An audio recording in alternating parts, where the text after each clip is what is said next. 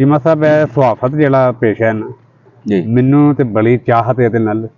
ਬਾਕੀ ਵੀ ਬੜੇ ਪੇਸ਼ੇ ਨੇ ਲੇਕਿਨ ਮੈਂ ਇਹਦੇ ਤੋਂ ਸਾਰੇ ਥੱਲੇ ਥੱਲੇ ਸਮਝਣਾ। ਤੁਹਾਡਾ ਕੀ ਨੁਕਤਾ ਨਜ਼ਰ ਇਹਦੇ ਤੇ?